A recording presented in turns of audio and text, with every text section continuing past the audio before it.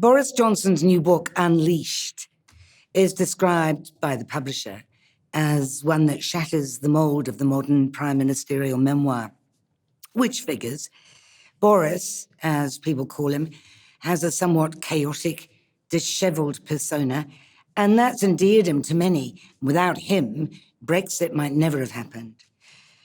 He sits down with me to reflect on where his career went wrong, and I suggested to him that this book was an attempt to salvage it. Huge book. It's a big book, I know. Then forgive me, but it just there was a lot to say. And I kept saying to the publishers, look, I've got an awful lot to explain here. Do you mind if I go over a couple of 100,000 words? They said, no, keep going. Normally I obey the dictum of Callimachus, which is mega biblion, mega kakon, and keep it, big book, big Around big page book, 600, I wondered if you'd had an editor at all. Well, as I say, they were very, very happy for me to. No, I'm sure they were. Because it was wildly entertaining. There's a lot to cover. And you see, it's a 15-year conspectus of British, European, world history, and there's a lot of stuff in that. The from Afghanistan, no doubt, to Ukraine, the whole. Was it an attempt to salvage your career? No, not at all. It was a book that I was asked to write. I mean, they came to me and said, we want you to write something. And I thought, well, look, I don't want to just write a sort of, book about me. I want to write a book about the plans we had and still have for. Well, it is just basically about you. But it's about levelling up, and it's about the ambition. You see, it's about believing in Britain. The last most of us heard of you, you were being found guilty by the Commons Privileges Committee of lying and deliberately misleading Parliament. Well, I think that if you look at what I say in the book Unleashed, I think it's pretty clear what I think about all that. And in fact, the committee found you misled it during the hearing and acted in contempt of it. Well, and the House of Commons accepted the report virtually unanimously. Well, I think that it's pretty clear. This was partygate, right? It's pretty clear I think that the whole thing was a load of absolute I know hogwash. You do. I do. And I'm entitled to that belief. And I think that, frankly, what really happened was that there were a lot of people in my party who didn't agree with Brexit and didn't like what we did and were gunning for me from a long time out. And I think what I try to get over in Unleashed is that, I kind of underestimated their animosity. And I think that if you go to what you've been accused of, which is if you look at refusing to take responsibility for absolutely I take responsibility for I mean, we're not even talking about the fact that you ignored your own COVID rules. Well, in the gatherings, it's that you assured Parliament that the rules were followed at all times. Yes, but you know perfectly. At all times. If you read the book. I've read the book. You will see that. Look, I've turned down. Look at the pages I've turned down. Thank you, Kim. Look at it. I think that, as it happens, we were working very hard, and I genuinely don't think that officials in Number 10 in Whitehall set out to disobey the rules. I think that it was very peculiar that the person who did the inquiry, Sue Gray, it turned out had already been approached to be the chief of staff of Ed Miliband, and I didn't realise quite how politically partisan she was. We're not talking about Sue Gray, though. We're talking about the Commons Privileges Committee, which was quite separate from the Sue Gray investigation. Well, I mean, it was all the same. They didn't refer to Sue Gray at all. They made up their own minds and they decided you'd lied and misled. Yeah, well, I think it was a load. And that was a majority Tory. It was a load of hogwash, and I think that by that stage, they relied on all sorts of nonsensical propositions, and the simple reality was that we were working and we were doing our best to get the country through COVID. And seriously, if you think everybody was working and trying to get the country through COVID, it was a bad look. It was, and you were the boss. Yes, And you told and Parliament I now everything was fine. and I genuinely think so. As I say in the book, I think that the biggest mistake that we made that I made was in the handling of the whole thing. And You apologised. and yeah, I think that it was a mistake because There was a state to apologise. I went out and I gave this general, blanket apology for everything that had happened. And of course, what then happened was that everybody started making, further allegations about partying. I mean, people genuinely think that there were knees-ups in Number 10, in which, and I saw a thing. It's not necessary to have knees-ups. But we didn't. Not necessary to have We didn't have anything of the drunken kind. knees-up snogs, nothing. It was a gathering in breach of COVID rules, which you had asked the rest of the country to subscribe to. Well, and as I say, I think that it was.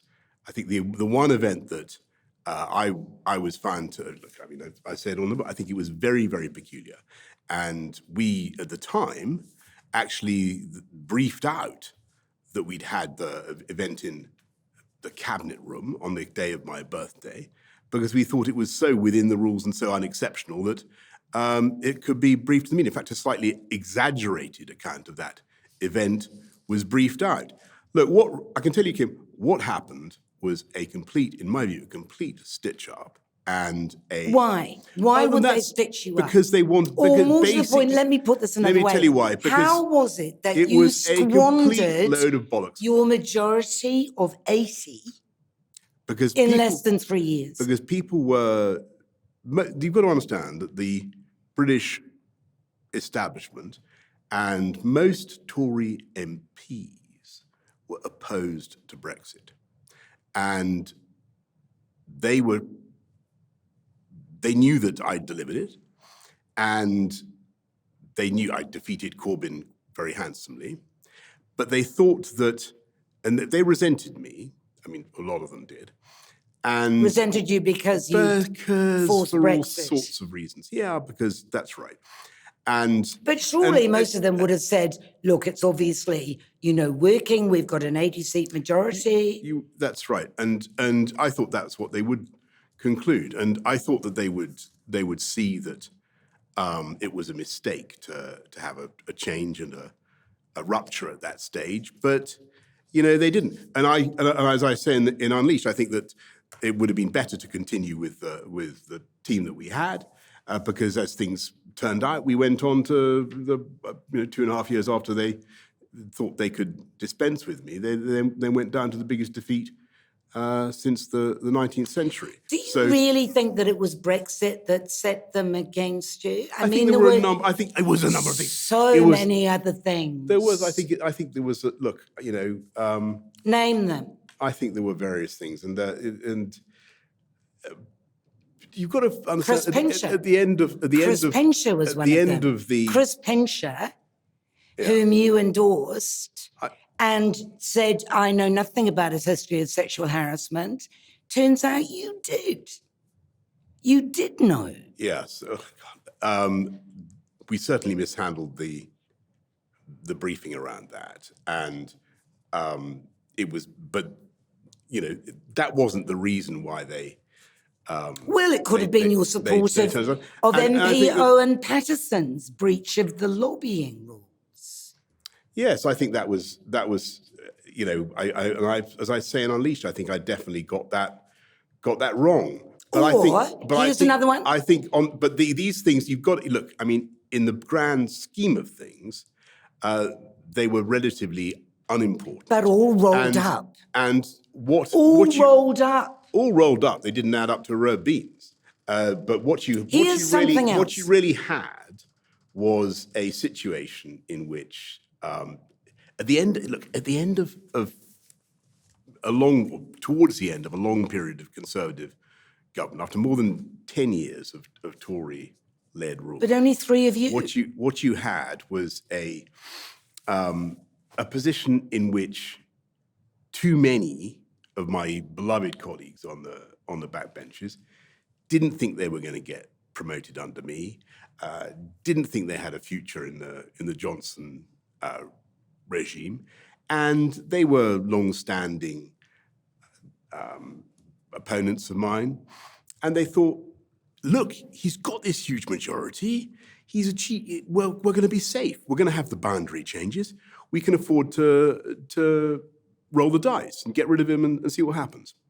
And I said to them, I thought it was a mistake, so it proved it was a very big error. They'd be furious. furious. I think if we'd stuck with the program, and if Rishi and I had kept going, we would have been able to deliver some fantastic things. And I have no doubt at all that we would have beaten Keir Starmer in 2024, because whatever you say about my premiership, when I stood down, we were hardly behind the Labour Party at all in the polls. But you were behind. We were behind. Between 2 and 5 points behind. You had 80-seat majority 3 years before. Yes, yeah, I know. But what had gone wrong? But to be behind in the Cameron government was never fewer than 10 points behind between 2010 and 2015, and they went on to win an absolute majority. And above all, they went on to win an absolute majority. So the gap was nothing. And the most important point is that the Reform Party, the more right-wing party, the anti-immigration party, was on zero. And when I was Prime Minister. And what happened? Was that because you sucked their support? Basically, because I didn't allow the centre-right to be split. No, surely you encouraged the right to go with you because you were pro-Brexit. They were the Brexit party.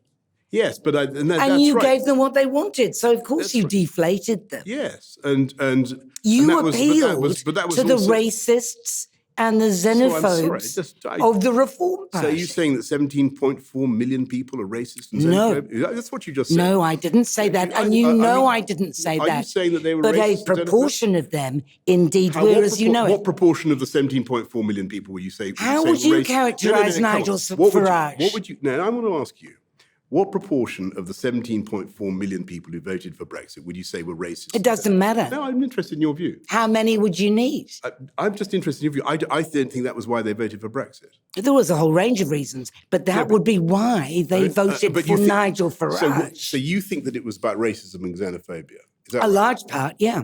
Okay, so what? So how many of them were racist and xenophobic? I don't know. Count them. You're there. Well, I don't agree with you, okay? But if you're going to call them racist and xenophobes... So you don't think that the Brexit Party, now the Reform Party... Are you saying that Gisela Stewart was a racist and a xenophobe? Are you saying that David Owen was a racist? Why not? She supported Brexit. I didn't say they were all racist and xenophobes. I said they appealed to the racists. Are you saying they were racist and xenophobe? What about the Liberal Democrats who supported Brexit? I'm not talking about the Liberal Democrats. I'm talking about Nigel Farage. You just said that it was racist and xenophobe to support Brexit. You are misquoting me. No, I'm not. Yes, you are. No, I'm not. You said that the reason I was able to... Let me be clear with you, Mr. Johnson. If you are a racist and a xenophobe, then you are inclined to go with the Reform Party, then the Brexit Party, and for Brexit. Let's be clear what you're saying here, Kim. That's what I just said. You're saying that racists and xenophobes support Brexit, and yes, and that, but you won't say you're. I'm sure there are many more people. You're a bit coy about what proportion of the Brexit supporters you think are racist. Well, you're in more of a position to do the polls than I am. I don't think that that's correct. All right. And I think that that's a calumny on people who support Brexit. And I think that you should take that back, because there are 17.4... I'll take nothing back, and I'm sure people listening to this understand me absolutely clearly. I think that you are pretending not to. No, and I'll tell you something else. You very clearly. I think it's not right to say that people voted for Brexit because they're racist and xenophobic. No, and that's not what I said. And you should take that back. And according to the then chair, they should. People voted for Brexit because they wanted a certain vision of Britain, and that's what I tried to explain in Unleashed, and I think it's a very attractive and interesting vision. And a lot of them vision wanted a white vision of Britain. So you keep returning to this. Some of them were racists and xenophobes. and you were able to appeal to them. Are you saying that it was impossible to vote for Remain and to be a racist and xenophobe? No. So you're saying there were racist and xenophobe I'm on saying both that sides? Nigel Farage attracted the worst elements of your country. Look, I think that Brexit was about freedom and independence. Freedom from what? And being able to do things different. And so one of the points that Freedom from what? Freedom from regulation that may not be in your national interests. So one of the things that I try to explain in Unleashed, and I'm delighted you've read it, but look, is the freedom we had when it came to a very difficult moment during the COVID pandemic to regulate and to legislate for our own national interests, and in particular to authorize the COVID vaccinations far faster than any other European country. That's not true. I know that you credit Brexit with enabling fast vaccination, but is it not? And I accurately. Is it Brexit. not the fact that Pfizer and AstraZeneca would never have required EU approval, regulations for them to be distributed? No, they did. Had been in place since 2012. No, I don't know what you're saying, but the EU process involved a system by which vaccinations had to be approved by something called the European Medicines Agency.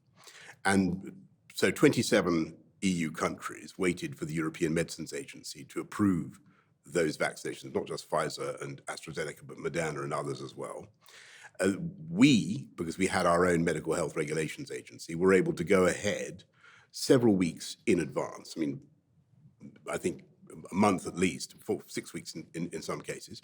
And at that particular time, that was of huge importance to the people of Britain. No, I understand. No, well, because our listeners. No, I understand. Fast vaccinations, very creditable. However, can I please? There is considerable dispute about whether it was the EU that would have held them up, because they could have come in regardless.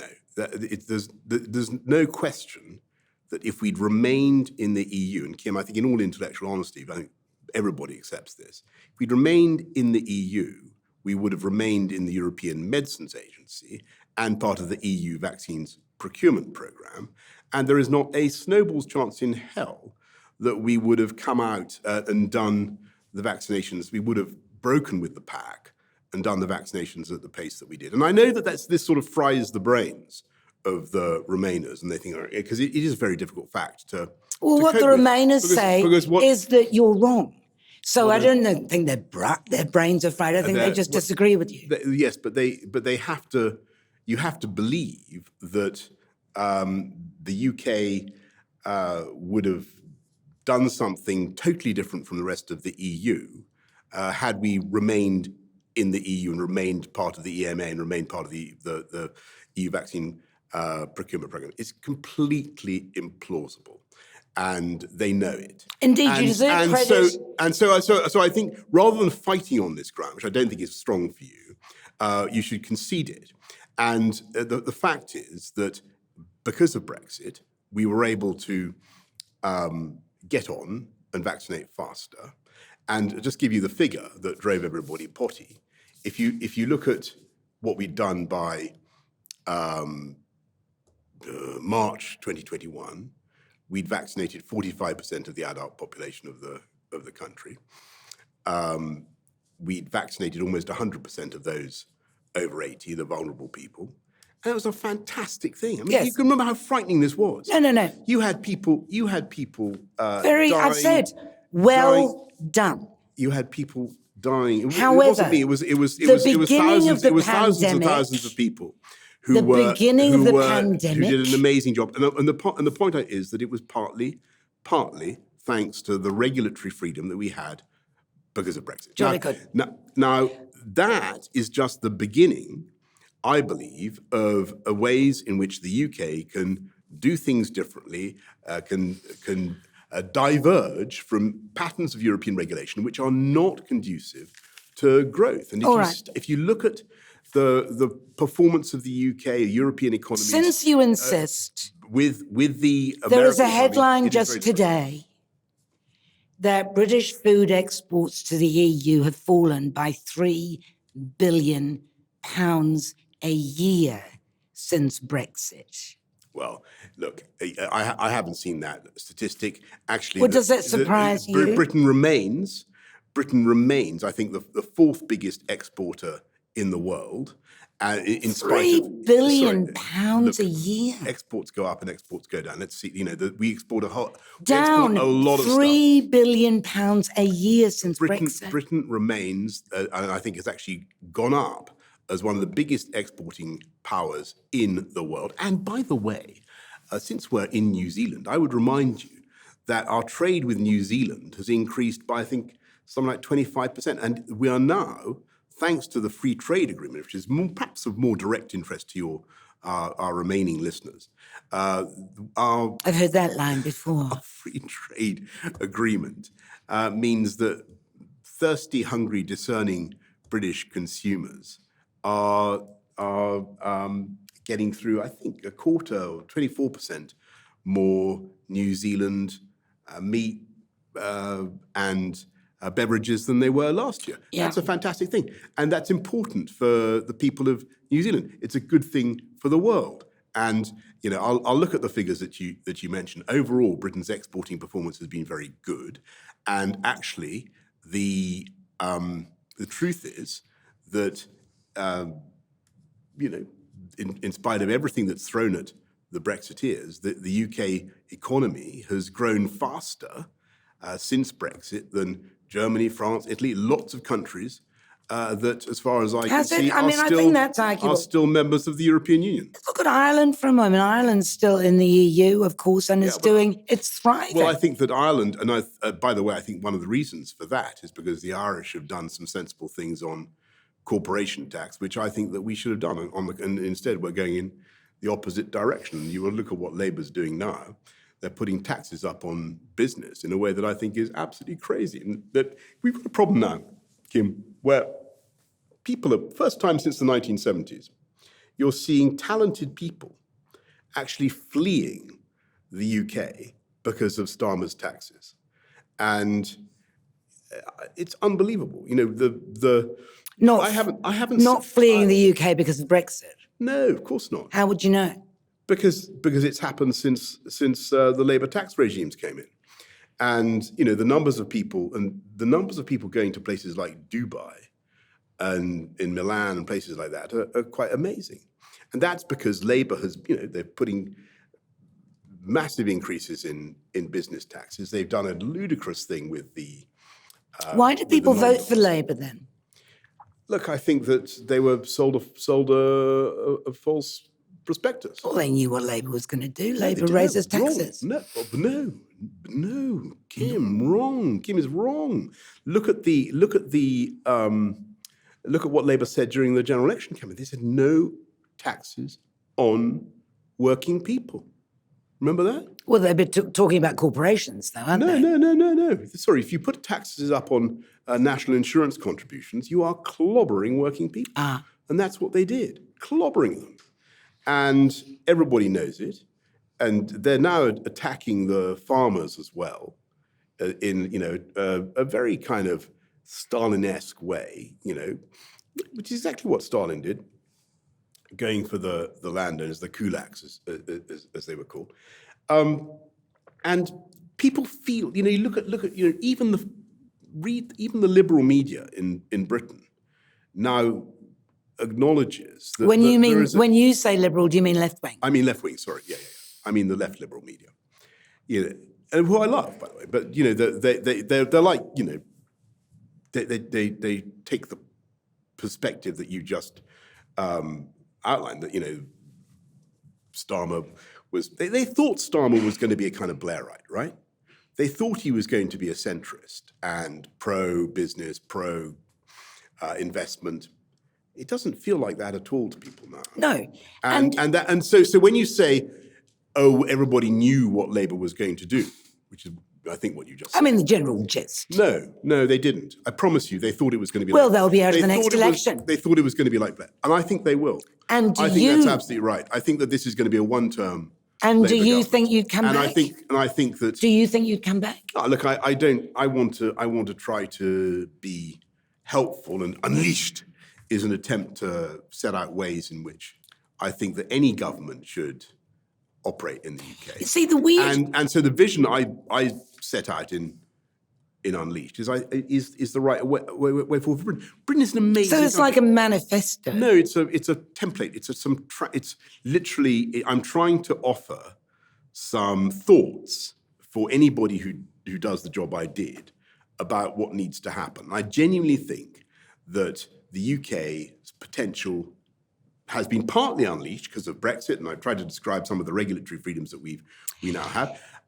But also, I think that we need to do things with devolution, with regional powers, with infrastructure, with skills that will unleash the potential of the whole country. London and the South East, for too long, have been dominating the economy of the country. Now, it's a great thing. They're the most productive parts of the whole of Europe. I love them. I was the mayor of London. I championed London. You loved that. Why did you it. stop? I couldn't, because I did 8 years. 8 years is a long innings. And can't you do any more? You loved it. I love being mayor of London, but you were the king of all you surveyed. I know, it was wonderful. But it went to my head. So to go back to your opening sort of salvo, Kim, about what it went wrong. To your head. No, well, it didn't get to my head. It kind of gave you an overweening hubris. So it gave me a false sense of security. I think that would be the best way of describing it. Because when I was mayor of London, I had a kind of basically monarchical structure, and there was no mechanism by which, no matter how choppy things became, there was no mechanism by which I could be removed from office. So, I had great fun. I did some fantastic things. And yeah, look, I mean, I won't hide it from you. Even during the 8 years in London, as you will find in Unleashed, there were some pretty bumpy times. But because overall it was going well, and because I had no backbenchers to worry about, it was in the end a pretty big success. This was a very telling comment from the chair of the then chair of the 1922 committee when you hit the rocks. He said, you lost support among your colleagues because of your favourite tactic, which was talking rapidly whilst not leaving space for anyone to interrupt. Well, and that worked for you in London as the mayor, but obviously didn't work for you when you were at national politic level. Well, I think as I've tried to explain what I think went wrong at national policy level. I think that it was a mistake. In the book, you say that your colleagues had an attack of the vapours. Well, I've laid out to you a small fraction of the things that they say you deceived them on, and you're still insisting that they just lost their nerve. I think that, honestly, that's correct for a lot of them. I think that they...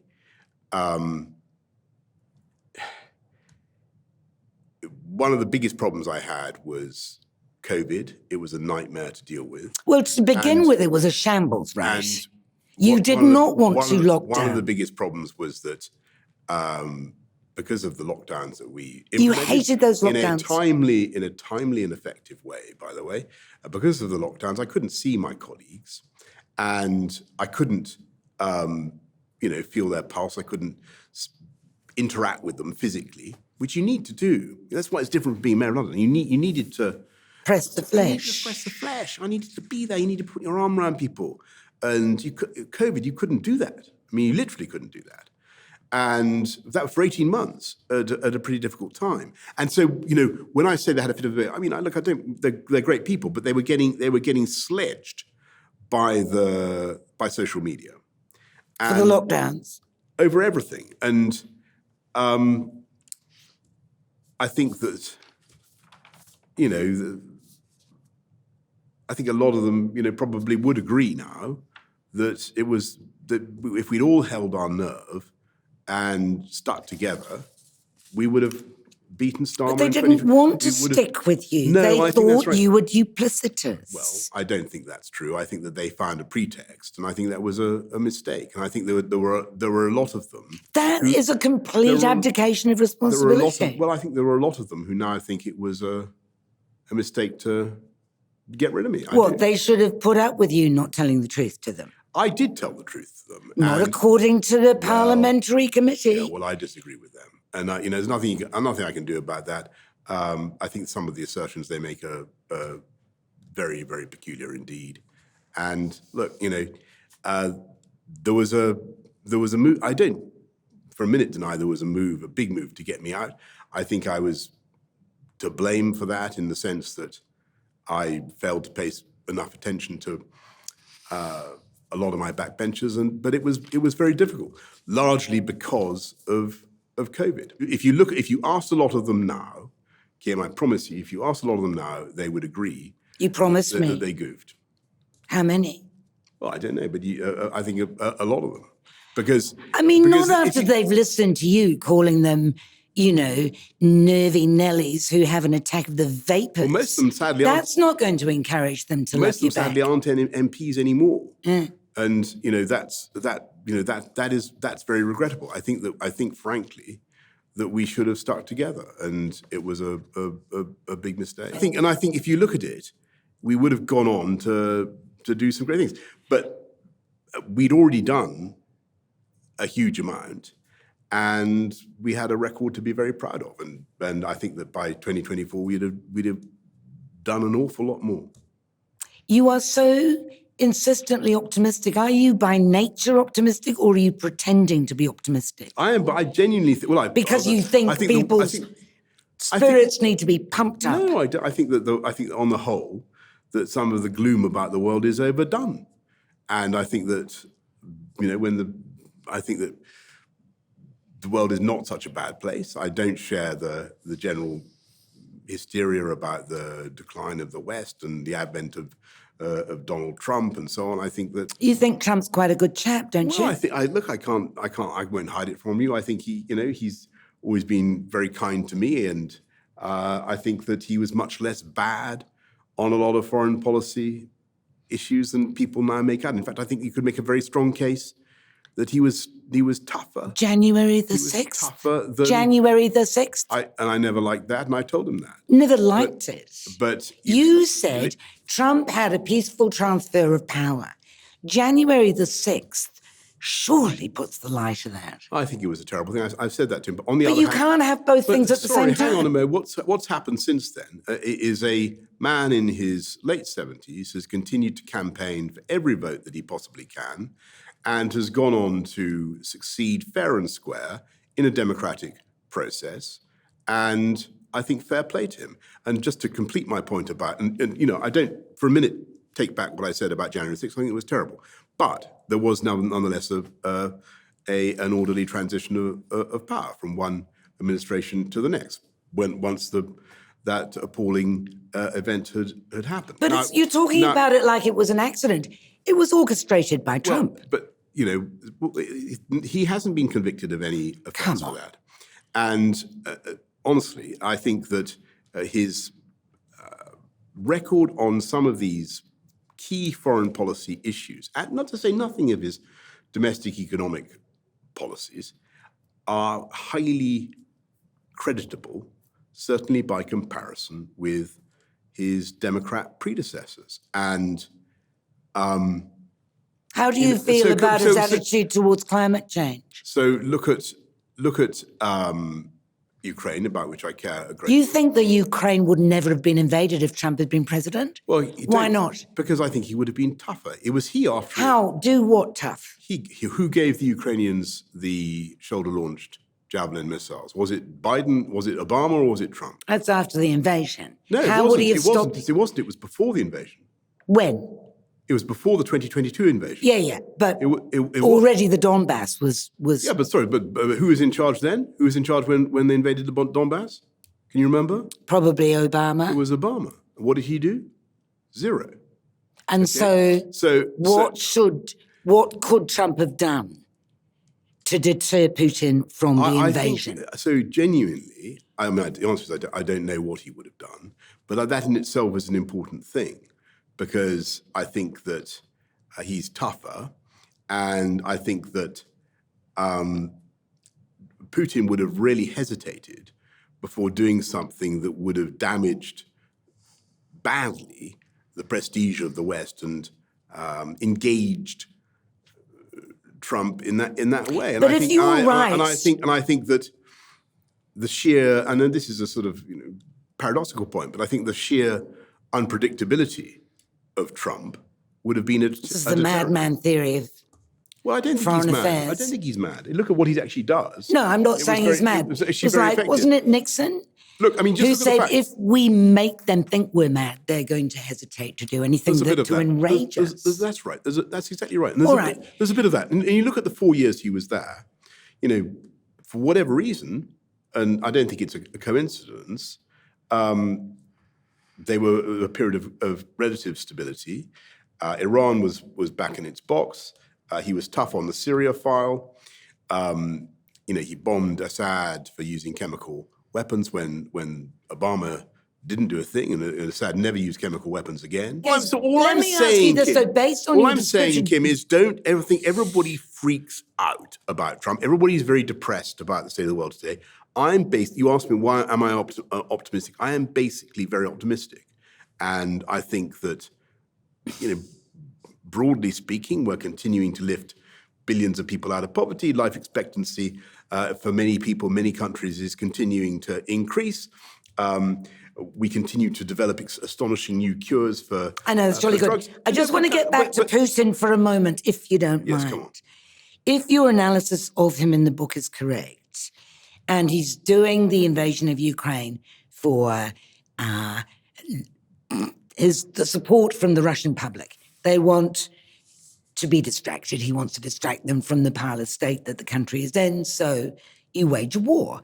It's a winner, right? Yeah, you've got He's not going to say, oh, sorry, if Donald Trump or anybody else persuades him. So you disagree with what I've said about... I don't. I'm asking you why you think Putin would be deterred if the motivation for him... Okay, I understand. No, just for the reasons I already gave. And look, I can't be certain of this, okay? I can't be certain. But that's my feeling. It didn't happen in the period 2016 to 2020, even though he didn't, as you said, he invaded the Donbass in 2014. It did happen on Biden's watch. Why? You've got to ask yourself. And I think that, for all the criticism that he attracts, for all the political incorrectness and everything else, some of the things that Trump did on the foreign policy stage were good. Now, on climate change, which you rightly challenge me there. You say, what about climate change? And you're a new convert to and I think it's very important. I do think we need to tackle it, but I think that in some of the things he says I don't agree with. On the other hand, he's now got advising him very closely one of the greatest champions of decarbonizing the motor vehicle that there's ever been. In other words, Elon Musk. Now, whatever you say about comes from other baggage, of course. Well, sure, but who's his boot is full of other baggage. Who does more? Who has done more to to have you met get Elon rid Musk? of internal combustion engines? Have you met Elon Musk? I've talked to him. I've talked to him quite a bit. But is he nice? Is he what? Nice.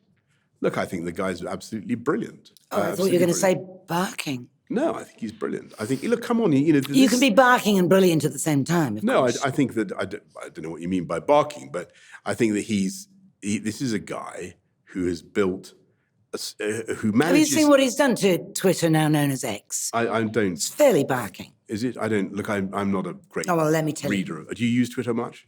I observe it. I use Twitter. I put stuff out on Twitter, but I don't scroll through Twitter the whole time. I don't use it as my news source. And I think that, look, what he's done with SpaceX and with Starlink, it's astonishing, the creativity. And can I tell you something? Somebody told me something the other day, that he's going to come up with, and if this is true, it's going to absolutely eat Apple's lunch. He's coming up with a mobile phone that you're going to be able to recharge with solar power, and so that you won't need to keep plugging it in and charging it up. Now, whatever I bet. Fantastic. Now, Kim, I want one. He listened to you. There you go. you may think that Elon, whatever you think about Elon, No. but as soon as he produces a solar-powered mobile phone, I'll throw money at him. You will. Let me ask you this. And as a liberal, yes, libertarian? I'm a classic. All right. I'm a libertarian. Libertarian. Who's been, Does it worry you? Do you find libertarian it mugged by COVID? By the way. Yeah, lockdown. What did you think about all that? I'm not talking about that now. I'm asking you whether, as a libertarian, Yes. it worries you that multi-mega trillionaires wield so much power. It does, and I think that. Genuinely, I do worry. I mean, look, I'm also a conservative, right? So I believe in the market. I believe in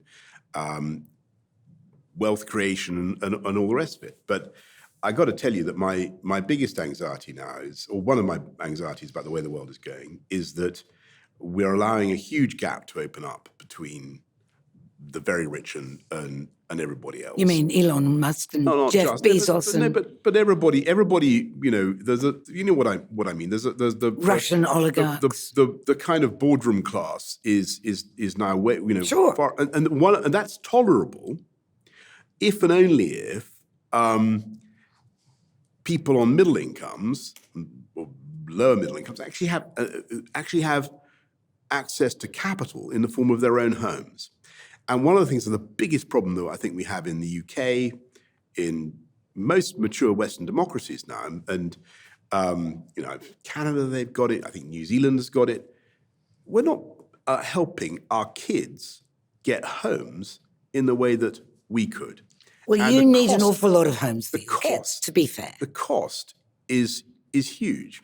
I understand. And New Zealand is but enormous. What the question was, does it worry you that very, very rich people are wielding political power, particularly if you look at the Trump proto? Okay, no, let's see what they do with it. I think that what they do with it is to get richer.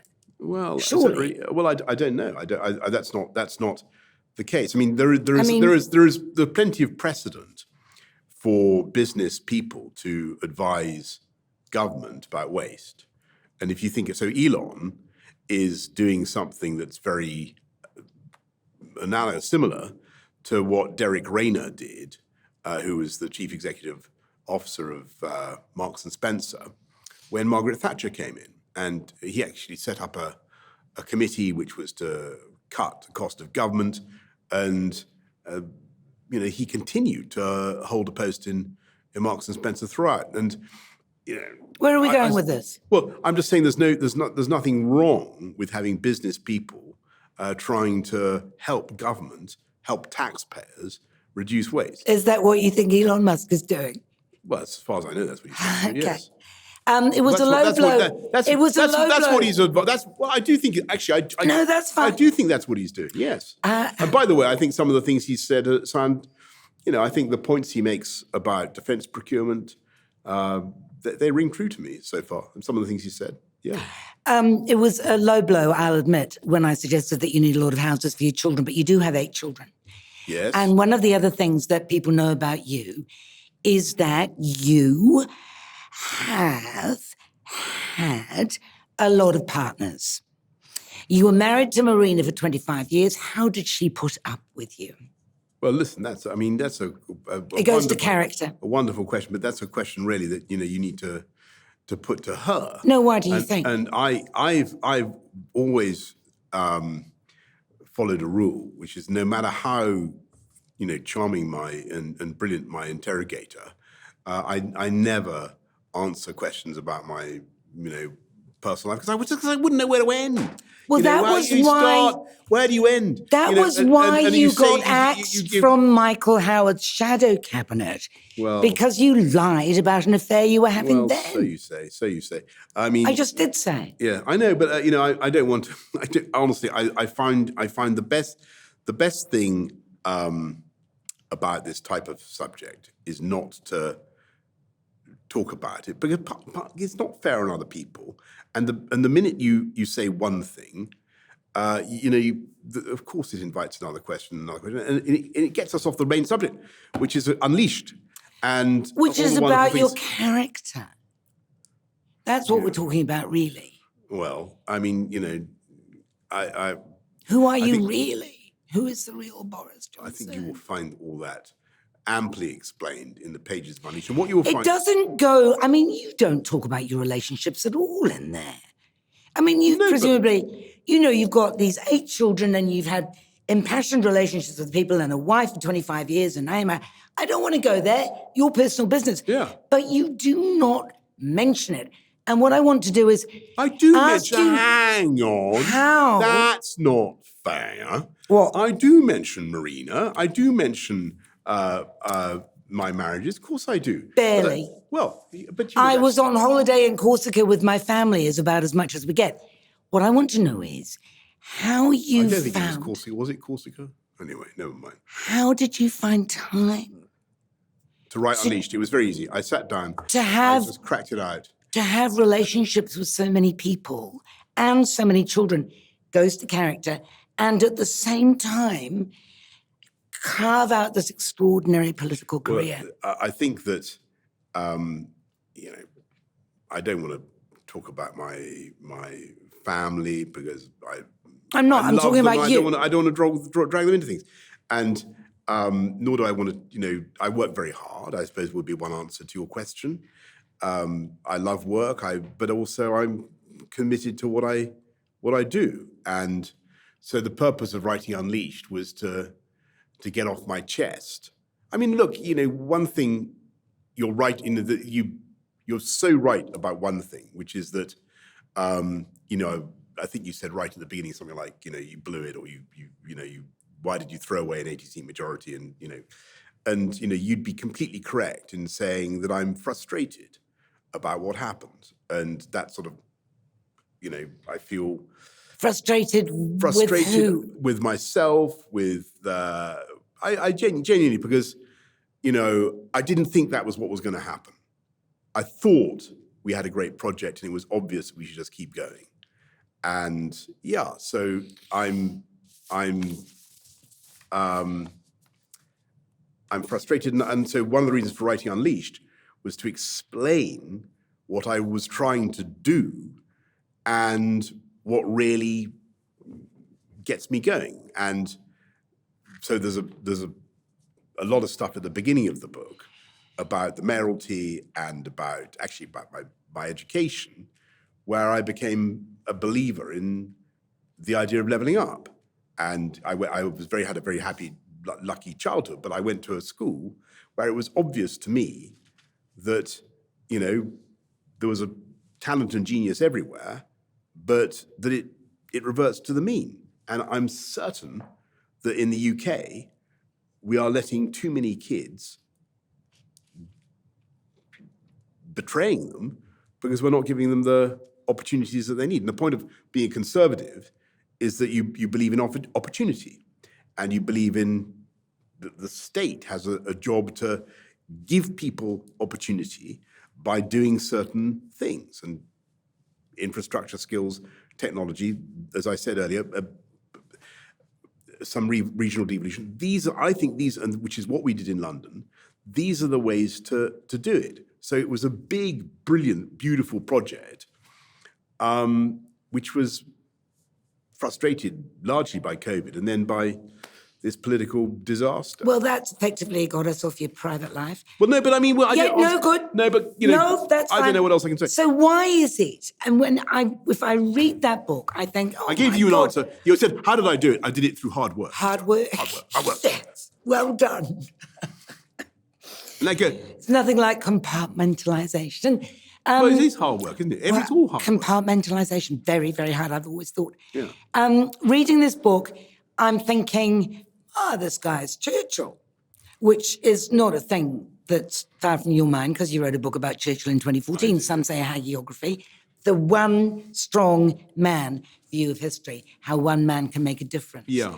How is it then that according to several commentators, your legacy is the hollowing out of principle and character in the Tory party?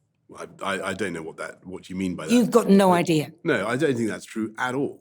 Why would they suggest it? Because they're talking total nonsense. And But why? Where would that nonsense come from? Because, look, the sad truth is that I had a lot of opponents, and why did Dominic Cummings, for whom you blame a lot of the leakage, why did he turn on you? Your closest advisor. Why did he turn? You know, I think that. I genuinely don't know. No, nor. But I think advisors are good for a certain period, and then you know, arguably, I should have moved on quicker there. But why? Why would he have turned so, as you put it, toxic? I think I give an explanation in the. Not really. It's in he did the drive. He did the drive. Yeah. You know, the ill-fated drive to see if his eyes still worked. Yeah, and I think. Look, but you supported him. I did. So why would he have turned? Well, you may well ask. I do ask. Well, I think it's like it's a. Did you never ask him? No, of course not. But I think. But why? Why wouldn't you say, Dominic? Why are you leaking all this toxic stuff? Well, because by the time the time I discovered it was happening, it was obviously. And if you see him now, part ways, would you not say, Dominic, why did we fall apart? I think that. Does it not intrigue you? I think there were probably. I don't know. I think you should never underestimate, sadly, the possibility of, you know, there was some personal issue there. I don't know what I honestly don't know what it was. And as I say in the book, I think, you know, it's a mystery to me. I think maybe I did mishandle the Barnard Castle thing, and he felt bad about that. I don't know. Anyway, the interesting thing, if you look at what happened, was that after that pair of advisors had gone, we then had a very successful year because the briefing dried up and everything went better. But they'd taken away a lot of stuff, which they were able then to dress up as the whole partygate nonsense, and there then began a series of. But why would they have developed such enmity with you? Well, search me, Gov. I don't know. Honestly, don't know. And I thought it was very sad. And I genuinely think it was a mistake. And well, of course you do. Looking back, you say, I am absolutely sure that with enough love and attention, I could have restored relations with the party in Parliament. I think that's true. You have such a lot of faith in your personal charm. Yes. But I think but it was difficult because we've been in there for so long. You hadn't. That's my point. I know, but you hadn't. I know, but you see, what happens after a while is that a lot of people start to you get a lot of disgruntlement on the backbenches. There's a lot of disappointment. Your majority was too big. So we had 109 new MPs, and I didn't know a lot of them. And some of them hadn't even, didn't even think that they were going to be MPs. No, I mean, I love them. They were all great people. You do not. But I do, though. They were very nice people. But I think that, and still are, but I think that they, I think it was sad.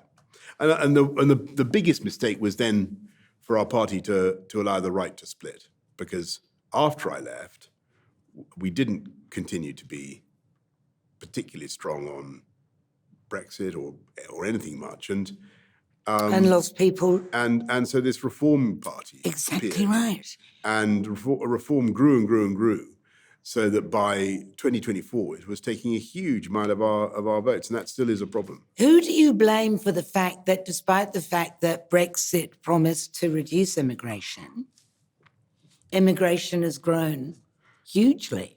Yeah, look, I think the problem there was really the panic about inflation that followed the COVID pandemic. And what happened, if you look at it, was that we had several things came together. We had a lot of people who wanted to come from Afghanistan, which we had to take as a matter of honor. Ukraine, Hong Kong, these were big numbers of people that we had to take as out of principle, and the British people totally accepted that. But we also had a problem with the shock of the reopening of the economy post-COVID and the pressure on wage inflation. If you remember what happened, we couldn't stack the shelves. I don't know what it was like here in New Zealand, but we couldn't get people to drive the fuel tankers to the petrol stations. Why not? Because we didn't have enough lorry drivers. We didn't. Where had they gone? They'd gone everywhere. And by the way, there was a shortage of them. No, but where had they gone? I don't know where they'd gone. But Because of Brexit? No, it wasn't. They had a shortage of lorry drivers in Germany, which, as far as I know, is a member of the European Union. Right. Okay. Where had they gone then, as a matter of interest? What? Where had they gone? Well, there was a shortage generally of people to do jobs of all kinds. And so what, of course, every department in Whitehall wanted was, hands to do jobs. And so the Migration Advisory Committee in 2021-2, but it seems like social care. We needed huge numbers of people to help with social care. So the numbers went up. Now, the difference between post-Brexit and pre-Brexit, between now and before Brexit, is it's up to us, right? So yes, I think it is correct that the numbers went up too high, and most people would now say that. But the economic reasons why that happened were clear. But it's within our gear. The UK government, the authorities, can now decide to cut the numbers as low as they want, because it comes down. That's the power that Brexit gives you. I've talked about how you tend to gloss Brexit, and you've, put up your arguments about how Brexit is the greatest thing. It's freedom, it's independence. Why don't you agree with Scottish independence? Well, the Scottish people don't agree with Scottish independence. They voted against it. Quite a lot do, and they want another referendum. They voted against it. They want another referendum. No, they don't. They voted against it. Do you think that it would be a good idea? No, I don't. Why not? Well, it's obviously for the Scots to decide. Yes, obviously. I think we're much, much better off together. And I think because you are a unionist at heart. I am, yeah. So why can't you be a unionist with a reformed EU? Reform the EU, get together because with it. There's a big difference between the EU system and the United Kingdom. The United Kingdom is based on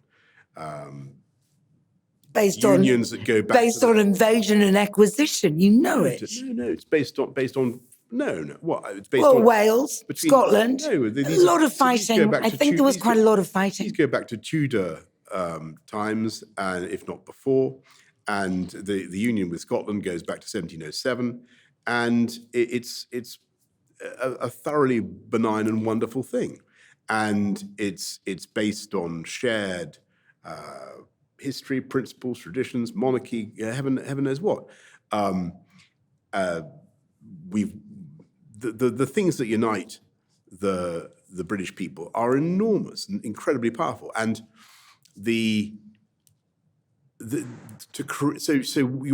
what you're saying is very interesting, because you're saying that we should have joined in with something that would basically create a single polity out of 28 very different countries. And I think you're right to make the analogy, because that was really what it was about.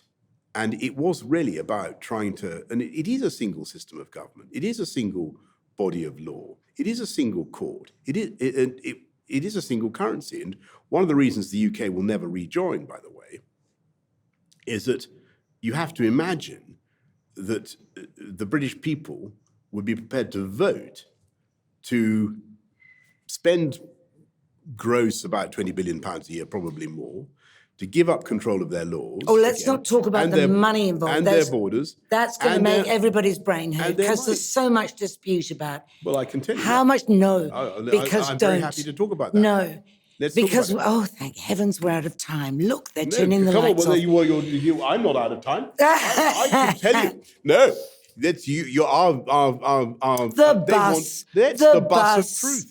Let's talk about the bus of truth. The bus of gross exaggeration. Let's talk about the bus of truth. No, because the funny thing is that nobody, I don't know what side of the argument that you would necessarily be on, Kim, listening to you. I'm not. I'm persuaded by the people who say, you put the big number up there, a large proportion of that big number gets put back into Britain Yes, by but the not, EU. but not spent by us, but spent by Brussels. And that was the whole point. It was about taking back control. And the 350 was half of which, it was completely correctly, as you say, was spent by Brussels in the EU on heaven knows what, tobacco subsidies or whatever the hell they wanted to spend it on the CAP or Common Agricultural Policy or whatever, fine. The rest of it, yes, did come back to the UK, but was spent at the discretion of Brussels on projects that we had no democratic control over. Now, the 350 figure was accurate because that was the gross sum.